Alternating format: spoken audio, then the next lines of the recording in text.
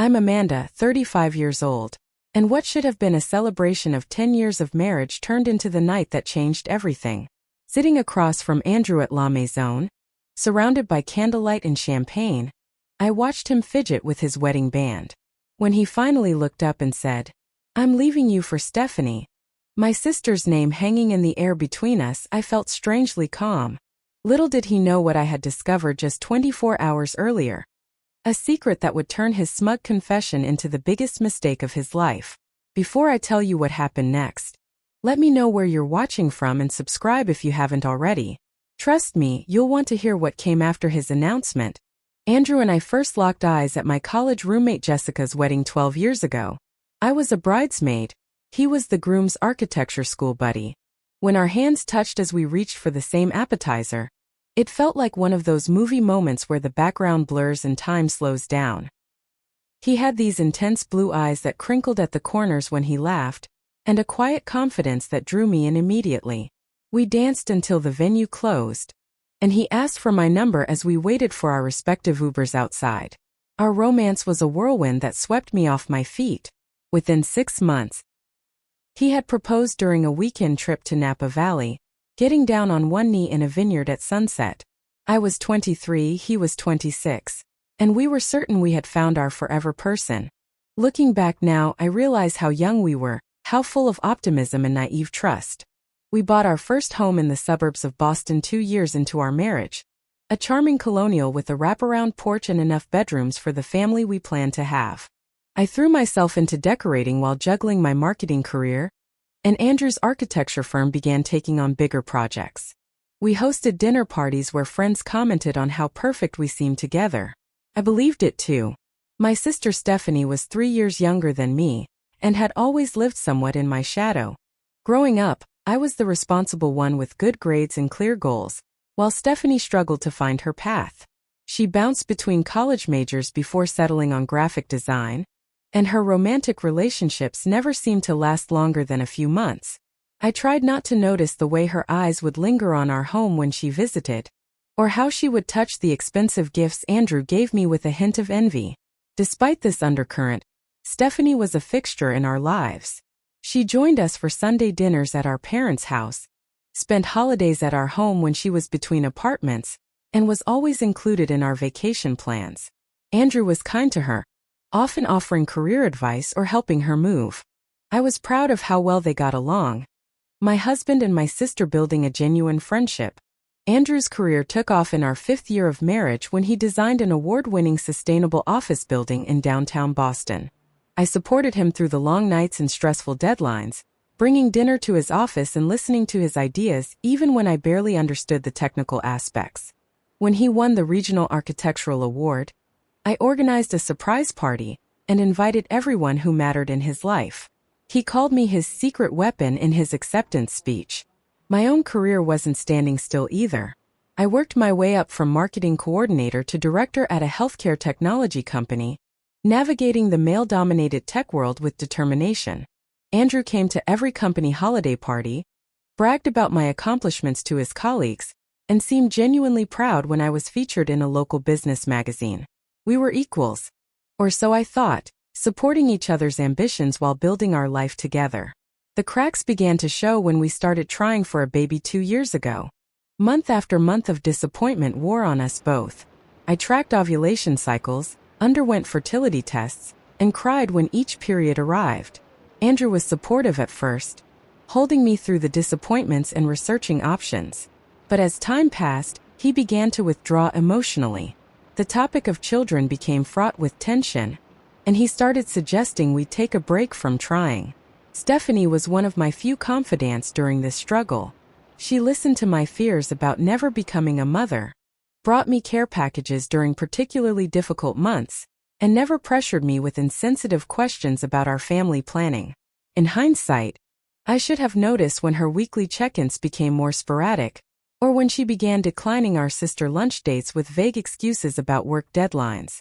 The subtle shift in Andrew's behavior happened so gradually that I almost didn't notice. He began working later, keeping his phone face down on tables, and stepping outside to take calls. We moved through our home like polite roommates rather than passionate partners. I told myself it was just a phase, that all marriages have ebbs and flows.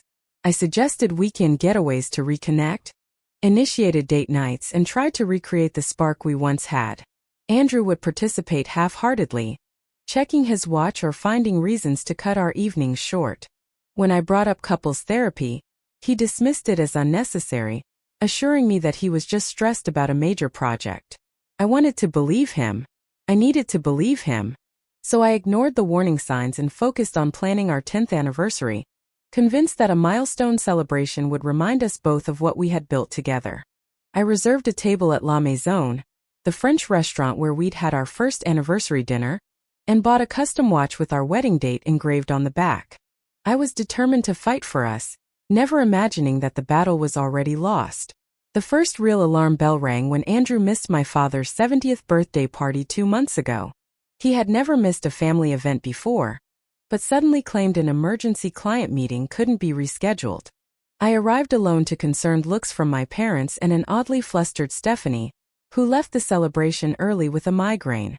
A week later, Stephanie canceled our monthly sister shopping trip for the first time in years. When I called to reschedule, she sounded distracted, mentioning a new boyfriend but offering no details beyond "it's still new." And, "I don't want to jinx it." I was happy for her. Stephanie's love life had been a series of disappointments, and she deserved someone special. I even suggested a double date, but she quickly changed the subject.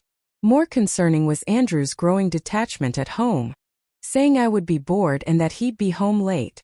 He returned smelling of unfamiliar cologne with a receipt for 2 desserts in his pocket. I'm not proud of what I did next, but fear makes us act in ways we never thought we would.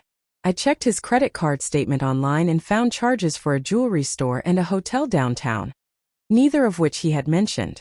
The hotel was just 15 minutes from our home, on a night he claimed to be working late.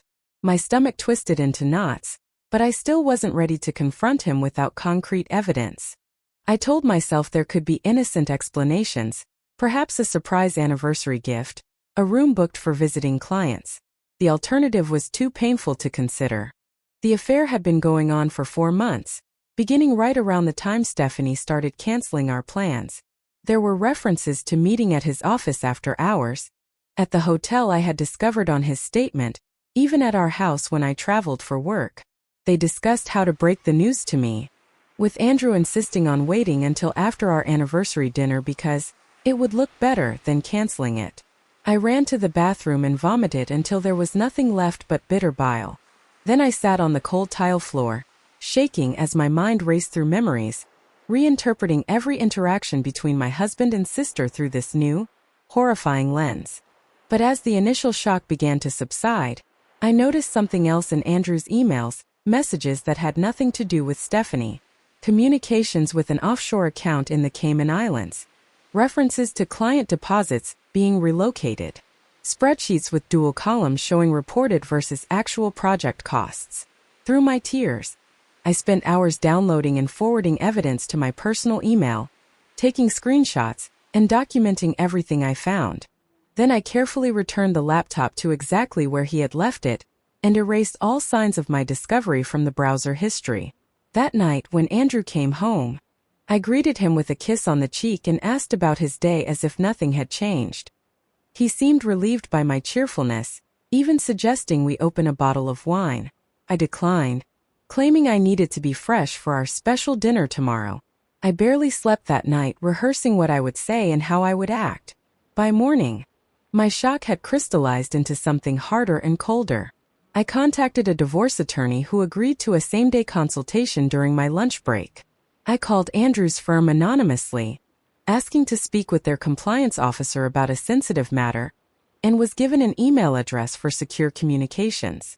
As I prepared for our anniversary dinner, applying makeup to hide my swollen eyes, I felt strangely calm. The woman in the mirror looked the same as she had yesterday, but everything had changed. I was no longer going to dinner to celebrate 10 years of marriage. I was going to reclaim my dignity and my future. La Maison was exactly as I remembered from our first anniversary. Intimate lighting, soft jazz playing in the background, white tablecloths, and the rich aroma of French cuisine. The maitre d' led us to a corner table adorned with a small happy anniversary card, and Andrew ordered champagne without meeting my eyes. "You look beautiful tonight," he said, his voice slightly higher than normal. He kept checking his phone beneath the table, thumbs typing rapid responses to messages I now knew were from my sister. "Thank you," I replied, focusing on controlling my breathing. 10 years is a big milestone, isn't it? Makes you reflect on everything we've been through together. Andrew nodded distractedly, scanning the restaurant as if looking for an escape route. "Yes, it's been quite a journey." He loosened his tie slightly. "Should we order? I'm thinking the duck confit." I noticed how he avoided using terms of endearment or making eye contact for too long. His left leg bounced nervously under the table, causing the water in our glasses to create tiny ripples. He was a man preparing to deliver a blow, rehearsing cruel lines in his head, while pretending everything was normal. The waiter took our orders and brought the champagne. Andrew drank his glass quickly and poured another, something he rarely did. I sipped mine slowly, needing a clear head for what was coming. "Remember our wedding day?" asked, watching his expression carefully. "You promised to be faithful to me in front of everyone we love." He flinched slightly but recovered with a tight smile. "That was a beautiful day. Your parents spared no expense. And your vows were so moving." "Everyone said so," I continued, twisting the knife slightly. "Especially the part about honesty being the foundation of everything we would build together." Andrew shifted uncomfortably, then deliberately changed the subject to a recent sports game. I allowed the conversation to drift through mundane topics as our appetizers arrived, then our main courses. He relaxed slightly as the meal progressed, perhaps thinking I was oblivious to what was coming. When the waiter brought our dessert chocolate soufflé to share, "We want to be together." There it was, the bomb he expected would destroy me. He watched my face carefully, perhaps anticipating tears or a scene. Instead, I took another bite of the soufflé, chewing thoughtfully. "How long?" I asked, my voice steady. He seemed thrown by my composure. "Does it matter?" "It matters to me." "A few months," he said vaguely. "It just happened, Amanda. Neither of us wanted to hurt you, but we can't deny our feelings anymore." I nodded as if considering this reasonable explanation. "And what's your plan? Move in together immediately? Get married once our divorce is finalized?" Andrew leaned forward, gaining confidence from my apparently rational response. "We don't have everything figured out yet, but yes, eventually. I'm planning to move out this weekend. I've already found an apartment." "That was efficient of you," I remarked, taking a sip of water. "And what about your job? Will you stay at the firm?" He frowned, confused by this change in direction. "Of course. Why wouldn't I?" That's when I reached into my handbag and placed my phone on the table, screen facing him. On it was a screenshot of an email he had sent to his Cayman Islands account, detailing the transfer of a client's deposit to his personal offshore account. "Because of this," I said softly, "and the dozens of other emails like it that I found on your laptop yesterday." The color drained from Andrew's face as he stared at the screen. "You went through my emails?" he whispered, outrage mixing with panic. "I needed to use your laptop for work," I explained calmly. "I wasn't looking for anything. But I found everything, Andrew. Not just your affair with my sister, but also how you've been embezzling from your firm for what appears to be at least a year." He grabbed for the phone, but I quickly returned it to my bag. "Don't worry, I have copies of everything, including the intimate messages between you and Stephanie that prove how long this has been going on. Not just a few months as you claimed." "Amanda, you don't understand," he began, his voice urgent and low. "The money, it's not what it looks like. It's a temporary reallocation. I was going to put it back. Save it for the investigators," I replied. "That's my private." "Our private life?" I interrupted. "Like the marriage you've been making a mockery of while sleeping with my sister? Or the future you've been planning while stealing from your employers?"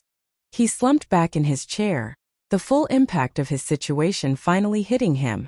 "What do you want?" he asked hoarsely. "Except for you to understand exactly what you've lost today. It's not just me.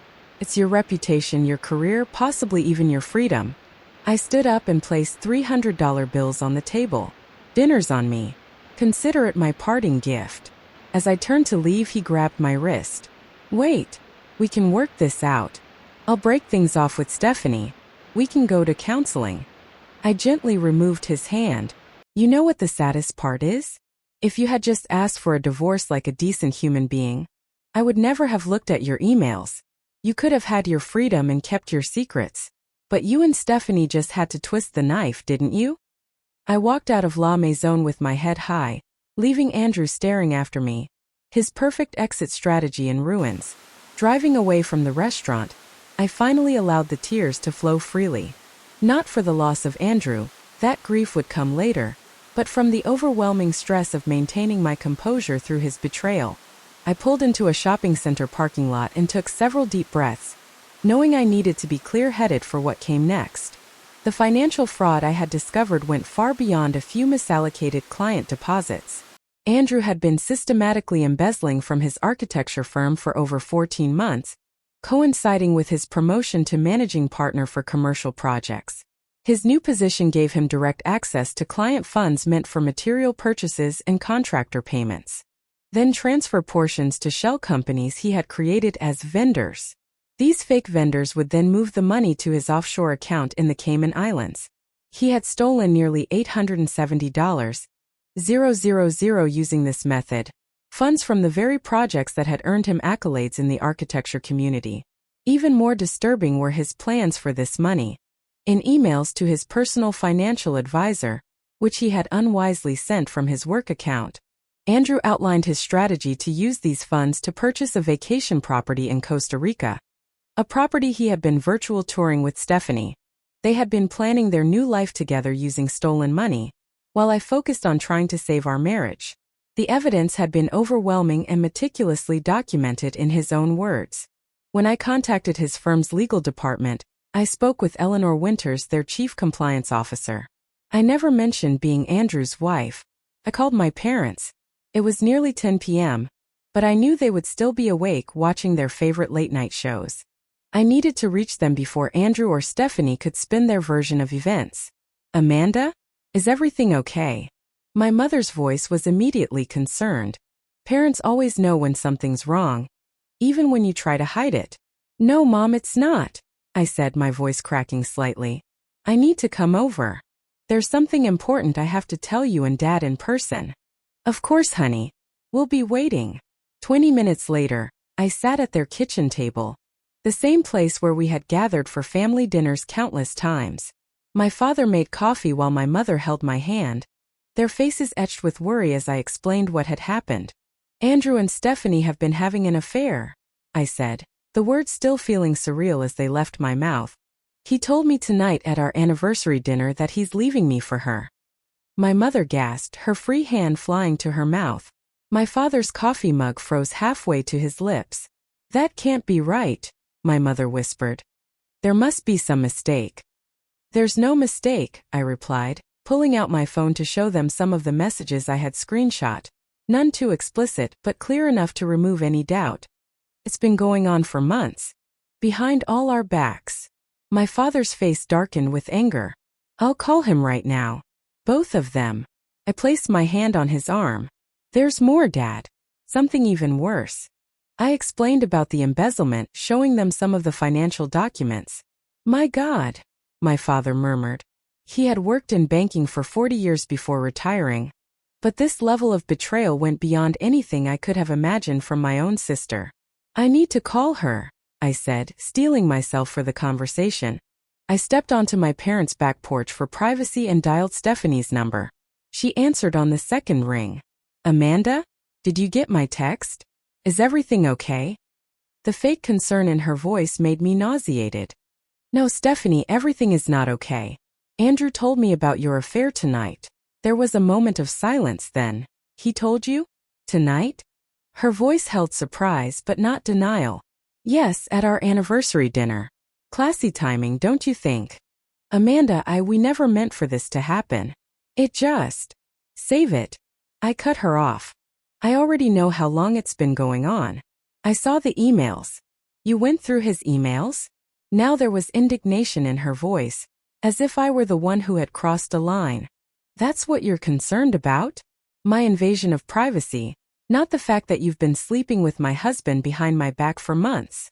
It's complicated, she said defensively. We fell in love. These things happen. Do you know what else happens, Stephanie? Federal investigations for embezzlement. What are you talking about? Her confusion sounded genuine. Your boyfriend has been stealing from his firm to fund your little love nest plans. Nearly $1 million so far. Did he tell you about that part? Or just about how he was going to leave his inconvenient wife? The silence on the other end of the line stretched for several seconds. That's not possible, she finally stammered. Andrew wouldn't do something like that. The same way he wouldn't cheat on his wife with her sister? Check your email. I just sent you some highlights from what I found. I heard the notification sound through the phone, followed by the sound of her breathing quickening as she presumably opened the attachments. Oh my God, she whispered. Amanda, I swear I didn't know about any of this. Well, now you do. So does his firm. Congratulations on your new relationship, Stephanie. I hope it was worth it. I hung up before she could respond, blocking her number immediately afterward. I had said what needed to be said. Whatever rationalizations or excuses she might offer held no interest for me now. When I returned inside, my parents were sitting close together on the sofa, my mother still crying softly. They looked up as I entered. You'll stay here tonight, my father said. It wasn't a question. I nodded gratefully. The thought of returning to the home I shared with Andrew was unbearable. As I settled into my childhood bedroom, surrounded by remnants of a simpler time, debate trophies, graduation photos, boy band posters I had never taken down, the full weight of the day finally crashed over me. I curled into a ball under the quilt my grandmother had made and allowed myself to truly break down for the first time. I woke to the sound of my phone ringing incessantly. It was 7:30 a.m. He called the house phone around 6, my father said, his voice tight with controlled anger. I told him that he is no longer welcome in this family, and that if he steps foot on our property, I'll have him arrested for trespassing. Despite everything, I felt a pang of sadness for what this was doing to my parents. They had treated Andrew like a son for 10 years. Mr. Mitchell has been suspended pending a full investigation, and we've secured his office and electronic devices. The firm will be cooperating fully with law enforcement. Thank you for letting me know, I replied, stepping onto the porch for privacy. There's something else, she continued. Mr. Mitchell arrived at the office this morning in an agitated state, demanding access to his computer.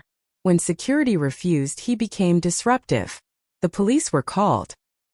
He's been escorted from the premises, but I thought you should be aware of his current state of mind. A chill ran through me. Do you think I should be concerned for my safety? I couldn't say for certain, she replied carefully, but it might be prudent to take precautions. The firm will be filing formal charges later today, and these situations can sometimes escalate. After thanking her, I called my divorce attorney, filling her in on the latest developments. She advised me to return to the house only with someone accompanying me, to collect essential documents and valuables. It looked exactly the same from the outside. Flowering shrubs I had planted lining the walkway, the porch swing where Andrew and I used to sit with glasses of wine on summer evenings. But it felt like a stranger's home now, contaminated by betrayal. Let me go in first, my father said, protective instincts in full force. The house was empty, thankfully. I moved quickly, gathering my passport, birth certificate, financial documents, and irreplaceable items like family photos and jewelry from my grandmother. I packed several suitcases with clothes and necessities, trying not to look at Andrew's things or the photos of us still displayed on the walls. As I was zipping the last bag, we heard a car screech into the driveway. Through the bedroom window, I saw Andrew slam out of his car and storm toward the house. Let's go, my father said urgently, grabbing two of my bags. We were halfway down the stairs when Andrew burst through the front door. Andrew's focus shifted to me. Call them off, Amanda. Tell them it was a mistake. We can work this out between us. There's nothing to work out, I said, finding strength in my father's presence. My father stepped forward, his voice low and dangerous. That's enough. Move aside now, or I'm calling the police. For a moment I thought Andrew might physically resist. But something in my father's expression made him think better of it. He stepped aside, pointing a trembling finger at me. "This isn't over. You ruined everything when you decided to betray not just me, but everyone who trusted you. I'm just making sure you can't hurt anyone else." Outside, as we loaded my bags into my father's car, I saw Mrs. Peterson, our elderly neighbor, watching from her porch with concerned eyes. I gave her a small wave, wondering what version of events she would hear. What rumors would spread through the neighborhood we had once been so proud to join. Just as we were about to leave, another car pulled up, Stephanie's blue Honda. She got out slowly, looking uncertain and afraid. "Amanda, please," she called. "Can we talk?" "Not now," I replied, sliding into my father's passenger seat. "Maybe not ever." As we drove away, petty part of me felt satisfaction at their obvious discomfort. Their grand love affair was already showing cracks under the weight of reality. That afternoon, I received a formal email from Andrew's firm confirming that they had filed criminal charges for embezzlement and fraud. By evening, it was local news, not identifying Andrew by name yet. My mother hovered anxiously, preparing all my childhood favorite foods that I could barely touch. My father handled practical matters, connecting me with a realtor to discuss selling the house and a financial advisor to help me understand my options. Stephanie continued to call and text from different numbers after I blocked her original one. I deleted each message without reading it. Andrew's communication shifted from pleading to threatening, especially after he was formally arrested and charged. His lawyer claimed I had violated his privacy by accessing his emails, that the evidence was inadmissible. My divorce attorney assured me this would have no bearing on the criminal case. The firm had conducted their own independent investigation that uncovered the same information. Through it all, I moved through days in a fog of disbelief and pain. The life I had built, the future I had planned, the family I thought I had, all of it was gone. In its place was a void I couldn't yet imagine how to fill.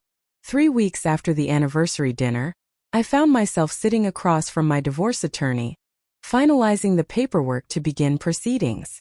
She looked at me with kind but professional eyes. "Are you sure you're ready for this? There's no rush." I nodded, signing my name on the documents with a surprisingly steady hand. "I'm ready to start rebuilding," I said. And for the first time since that fateful dinner, I actually believed it might be possible. 3 months after the night that shattered my world, I stood in the middle of my new apartment, surrounded by moving boxes labeled in my own careful handwriting. Sunlight streamed through large windows overlooking a small park in a neighborhood across town from the house I once shared with Andrew. Nothing here reminded me of him, which was exactly why I had chosen it. The divorce proceedings were moving forward, complicated by Andrew's criminal case but progressing nonetheless. His once prestigious architecture firm had terminated him immediately after their internal investigation confirmed what I had discovered. The criminal trial was still months away, but his career was already in ruins. My own professional life had become a sanctuary. I threw myself into work with an intensity that both impressed and concerned my colleagues. When my boss suggested I take some time off to deal with personal matters, the scandal had inevitably made the rounds in Boston's professional circles. I declined firmly. Work was the one area of my life where I still felt competent and in control. After weeks of ignoring her attempts to contact me, I finally received a letter from Stephanie. Unlike her texts and calls, which I had deleted without reading, this came through my parents' address. A 12-page handwritten confession and apology that my mother handed to me with a tight expression. "You don't have to read it," she said. But she dropped it off in person. She was crying. I took the letter but left it unopened on my kitchen counter for 3 days. When I finally read it late one night, I found a detailed account of how the affair had begun. A vulnerable moment after another failed relationship for her. Andrew offering comfort that evolved into inappropriate intimacy. She insisted she had known nothing about Andrew's financial crimes. She described her horror upon learning that the future they had planned together was to be funded by stolen money, and her shame at realizing how thoroughly Andrew had manipulated them both. "I know I have no right to ask for your forgiveness," she wrote in conclusion. "What I did is unforgivable.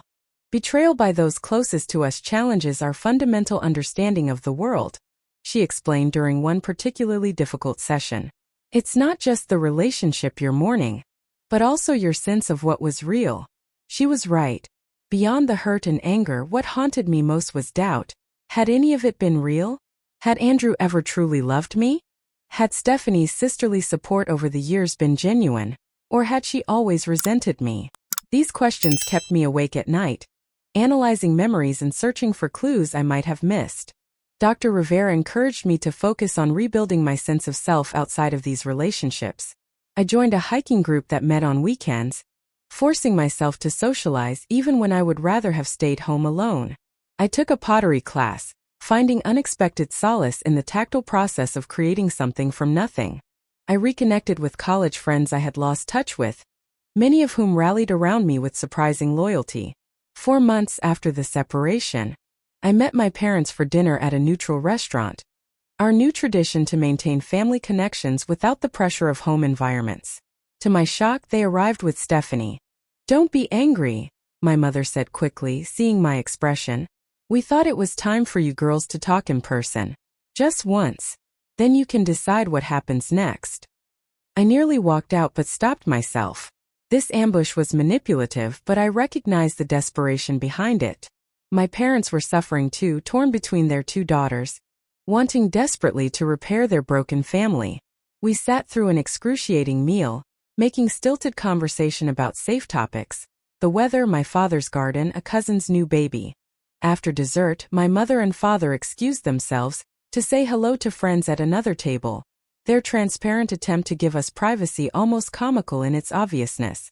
Stephanie looked thinner than I remembered, dark circles under her eyes contrasting sharply with her pale skin. She twisted her napkin nervously in her lap. "How are you?" she asked finally. "Surviving," I replied, neither hostile nor warm. "You?" "Miserable," she admitted. "As I should be. Is that supposed to make me feel better?" She shook her head. "No. Nothing I say is meant to make you feel better. I miss you, Amanda. I know I have no right to, but I do. Where's Andrew now?" I asked, changing the subject. Her expression hardened. "I wouldn't know. We're not together." This surprised me. "Since when?" "Since the night you sent me those emails." I confronted him about the stealing. He tried to justify it, said I was naive and that I was as much to blame as he was because I'd pushed him to leave you. She looked down at her hands. That's when I realized what he really was. What we both were. I absorbed this information silently. It changed nothing about what had happened, but it did confirm something I had begun to suspect, that Andrew's capacity for betrayal extended far beyond what I had experienced. "I'm sorry," Stephanie said, tears spilling onto her cheeks, "but I don't want to hate you for the rest of my life either." It wasn't much, but it was all I could honestly offer. Stephanie nodded, accepting this small opening for what it was. When my parents returned to the table, they found us sitting in silence, but it was a different quality of silence than before, less brittle, less charged with unspoken accusations. On the drive home, I reflected on how much had changed in the months since that devastating anniversary dinner. I had lost my marriage, my home, my relationship with my sister, and my vision for the future. But I had also discovered a resilience within myself that I never knew existed. I was building a new life piece by piece, day by day. It wasn't the life I had planned, but it was mine. That night, I finally took down the wedding photos I had automatically hung when moving into my new apartment. I placed them in a box in the back of my closet, not ready to discard them completely, but no longer needing them on display. In their place, I hung a painting I had created in my art therapy sessions, an abstract swirl of dark blues giving way to lighter shades, with threads of gold running through the canvas. My therapist had asked what it represented. "Healing isn't linear," I had told her. "It's messy and complicated, but there's value even in the darkest parts of the journey." For the first time in months, I slept through the night without waking to the familiar ache of betrayal. 1 year to the day after the anniversary dinner that changed everything, I stood on the courthouse steps, watching Andrew being led away in handcuffs. He had been sentenced to 8 years in federal prison after pleading guilty to reduced charges of wire fraud and embezzlement. I hadn't planned to attend the sentencing, but something drew me there. Not vindictiveness or a desire to see him suffer, but a need for closure, to witness the final chapter of this painful story. Our eyes met briefly as he was escorted to the waiting vehicle. I saw recognition, then shame before he looked away. There was no satisfaction in the moment, only a profound sadness for what had been lost and the choices that had led us all here. The divorce had been finalized 3 months earlier. Despite his attorney's threats, turning the tainted money into something positive, my career had not just survived but thrived during this tumultuous year. The focused energy I poured into my work resulted in a promotion to Vice President of Marketing, with a corner office and a team of 12 reporting to me. My colleagues, who had shown remarkable discretion and support throughout the scandal, celebrated my success with genuine enthusiasm. "You deserve this," my boss had said when announcing my promotion. My personal life had begun to blossom again too. I had moved from my transitional apartment to a charming townhouse in Cambridge, decorating it entirely to my own tastes without compromising or consulting anyone else. I adopted a rescue dog named Maple, whose boundless enthusiasm for life proved contagious. And I had cautiously begun dating again. Nothing serious yet, but enough to remind me that connection and even romance remained possible in this new chapter. The most complex evolution had been in my relationship with Stephanie. We were not close again, perhaps never would be, but we had established a careful, tentative connection. She had moved to Providence for a fresh start, taking a position at a graphic design firm there. The distance helped, creating a buffer that made our occasional interactions less fraught. We saw each other primarily at family gatherings, maintaining polite conversation focused on neutral topics. There were still moments when pain would flare unexpectedly. Seeing her laugh at something our father said could suddenly transport me back to the betrayal, but these moments grew less frequent and less intense with time. 6 months after the courthouse, I agreed to meet Stephanie for coffee at a quiet cafe halfway between Boston and Providence. We sat across from each other at a small table by the window, autumn leaves swirling outside. "Thank you for agreeing to this," she said, her fingers nervously tracing the rim of her mug. I nodded, taking a sip of my latte. "How's the new job going?" "Good. Challenging. I'm learning a lot." She hesitated, then added, "I've been seeing a therapist too, trying to understand why I did what I did. It's not an excuse, but I needed to face some hard truths about myself." "Like what?"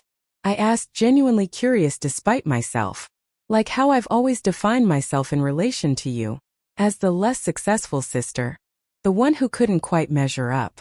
How I used that as justification for taking something that belonged to you, as if it would somehow balance the scales." She looked up, meeting my eyes directly. "It was never about Andrew, not really. It was about my own insecurities and resentments, and that's entirely on me." Her honesty surprised me. The Stephanie I had known before would have deflected, made excuses, changed the subject. This willingness to accept responsibility suggested a growth that I hadn't expected.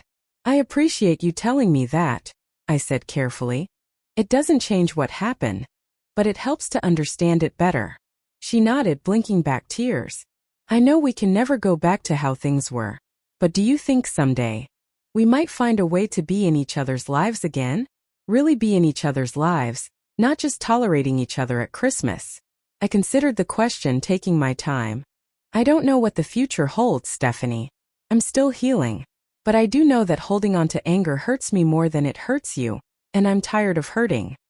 It wasn't forgiveness, not yet, but it was an opening, a possibility that hadn't existed before. Our parents had played crucial roles in this slow healing process. They had respected my boundaries while gently encouraging reconciliation, never forcing the issue but creating opportunities for Stephanie and me to interact in safe, structured settings. Their own pain at seeing their daughters estranged had been palpable, but they had handled it with remarkable wisdom and patience. As spring turned to summer and then to fall again, I found myself reflecting often on what this journey had taught me. The betrayal had stripped away my naivety, yes, but it had also revealed strengths I never knew I possessed. I had discovered my capacity for resilience, for rebuilding from ashes, for finding joy again after devastating loss. I learned that trusting again after betrayal isn't a single decision but a daily choice, a muscle that grows stronger with exercise. I began to recognize that while Andrew and Stephanie's actions had wounded me deeply, continuing to define myself by that wound was a choice I could refuse to make. Most importantly, I came to understand that healing doesn't mean forgetting or pretending the pain never happened. It means integrating the experience into a new version of yourself. One that carries the scars but isn't limited by them. One that can use what was broken to build something stronger. On a crisp October evening, I hosted a small dinner party in my new home. Something I hadn't done since before the separation. My parents were there, along with colleagues who had become friends and new connections I had made over the past year. To everyone's surprise, including my own, I had invited Stephanie as well. As we gathered around my dining table, sharing food and stories and laughter, I caught my mother watching Stephanie and me with tears in her eyes. The distance between us was still there, but it had narrowed enough to allow us to exist in the same space with genuine warmth rather than tension. Later, as guests were leaving, Stephanie hung back. "Thank you for including me tonight," she said quietly. "It meant more than you know." I nodded, finding myself able to smile at her without the usual stab of pain. "One step at a time, right?" She smiled back, hope and gratitude mingling in her expression. One step at a time. After everyone had gone, I stood on my small patio looking up at the stars. The path forward wasn't perfectly clear, but for the first time in a very long time, I felt genuinely optimistic about the future. Not the future I had once planned, that was gone forever, but something new, something authentically mine. The betrayal had broken me, but I had put myself back together, piece by piece, stronger at the broken places. That was the unexpected gift hidden within the pain. The discovery that even after the worst happens, life continues, healing is possible, and joy can be found again. If you've ever experienced betrayal by someone you trusted completely, I hope my story gives you hope that the pain won't last forever. The journey through it is uniquely yours, and there's no right timeline for healing. Be patient with yourself, surround yourself with people who support you unconditionally, and remember that your worth was never determined by how someone else treated you. I'd love to hear your thoughts in the comments below. Have you gone through something similar? What helped you heal? And if you found my story meaningful, please like and subscribe to hear more about life's challenges and how we can grow through them. Thank you for being here with me today. And remember, sometimes the most beautiful chapters of our lives come after the most painful ones.